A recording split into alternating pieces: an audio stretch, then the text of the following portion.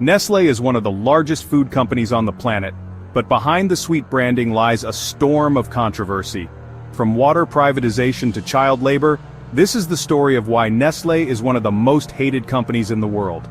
Tonight, we're diving into the chocolate-coated, water-bottling, baby formula-slinging behemoth that is Nestlé. Their products are everywhere. Your coffee, your chocolate, your pantry staples. Their branding screams wholesome goodness, Swiss precision, and happy, well-fed babies. But behind that image lies a history riddled with controversy. We're talking about accusations that span decades, continents, and the entire spectrum of corporate malfeasance. From how they've sourced their water, to how they've marketed baby food, to the human cost embedded in their products. So, grab a cup of, well, maybe not Nescafé for this one. We're peeling back the wrapper on Nestlé, and what we find might just curdle your hot chocolate. This isn't just about one bad apple, it's about the entire, enormous, multi-billion-dollar orchard. Let's start with the sheer, almost incomprehensible scale of this operation. Nestlé began in 1866 in Switzerland with a milk-based baby food. Now it operates in over 180 countries.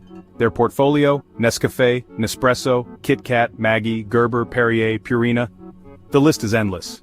You could live your entire culinary life on Nestlé products alone. This isn't just about selling chocolate bars, it's about influence. When a single company has this kind of reach, its decisions ripple outwards with incredible force.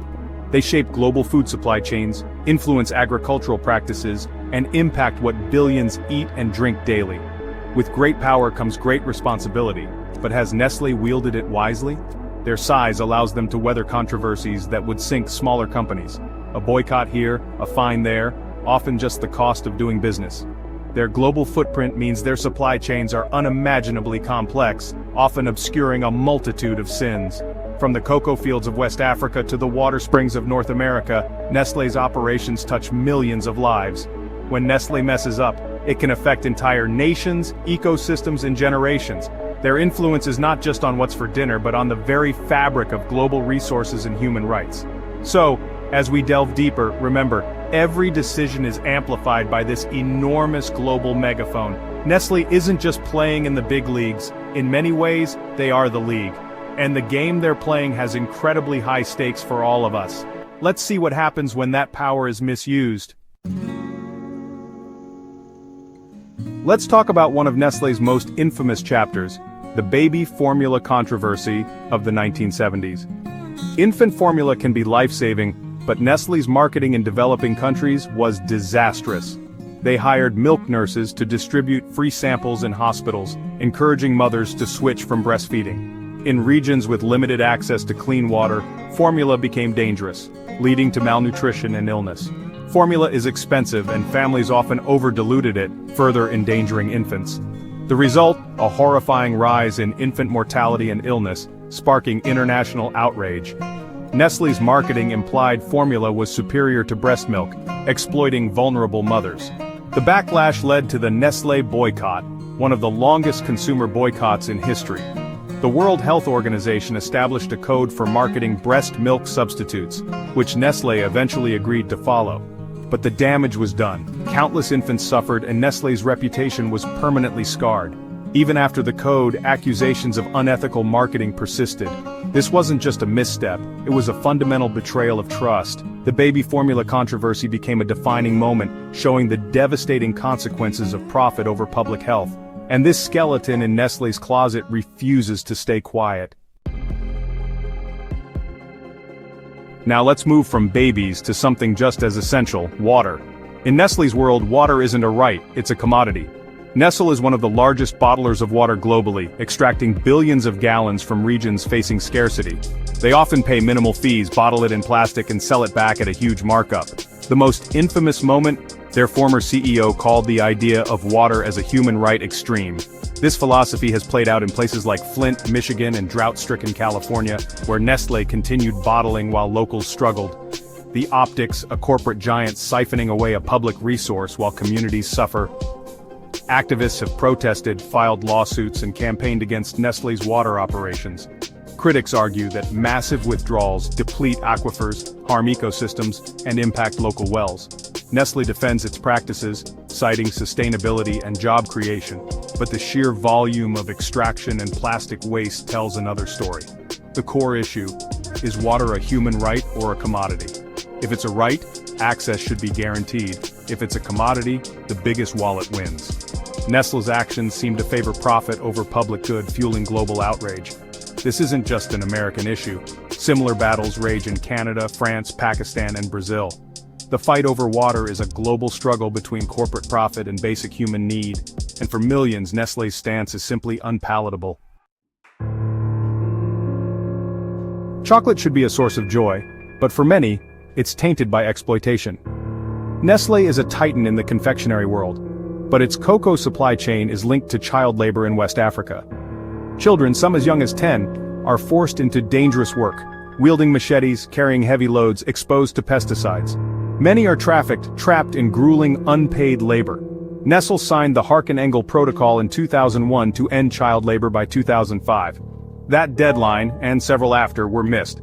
Lawsuits from former child laborers allege abuse and exploitation on plantations supplying Nestlé. Nestlé claims it doesn't own the farms and is working to eradicate the problem. But child labor persists. Initiatives like the Nestlé Cocoa Plan exist, but critics say they're insufficient and don't address the root cause: poverty among cocoa farmers. If farmers aren't paid a living income, they rely on the cheapest labor, often children. The complexity of the supply chain has allowed companies to claim ignorance, but that excuse is wearing thin. The bitter irony: a product marketed as happiness is, for some, produced through suffering. Until every child is removed from hazardous work, the sweet taste of Nestlé's chocolate will always be tinged with bitterness. It's a stain that no amount of glossy sustainability reports can wash away. Now let's talk about what wraps it all up: plastic. Nestlé is one of the world's top plastic polluters, producing mountains of non-biodegradable waste. Single-use bottles, candy wrappers, coffee pods, hundreds of thousands of tons of plastic packaging every year. Most of it isn't recycled, especially in developing countries. It ends up in landfills, oceans, and rivers. The environmental impact is catastrophic. Marine pollution, microplastics in our food and water, and greenhouse gas emissions from plastic production. Nestlé has pledged to make all packaging recyclable or reusable by 2025, and to reduce virgin plastics.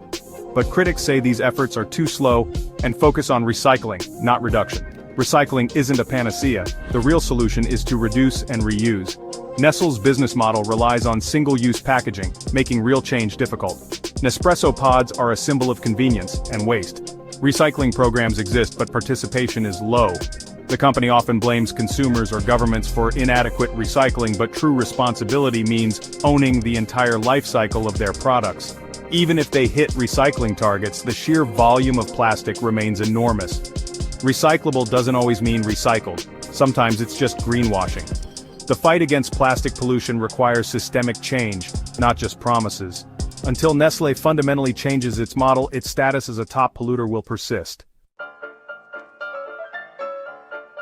After decades of controversy, Nestlé's PR department is working overtime. The company has invested heavily in sustainability pledges and rebranding. But are these genuine transformations, or just corporate greenwashing? Nestlé's reports are filled with ambitious targets and heartwarming stories. They've pledged net zero emissions by 2050, launched regenerative agriculture, and invested in human rights due diligence. On paper, it looks like a company trying to mend its ways. But critics remain skeptical.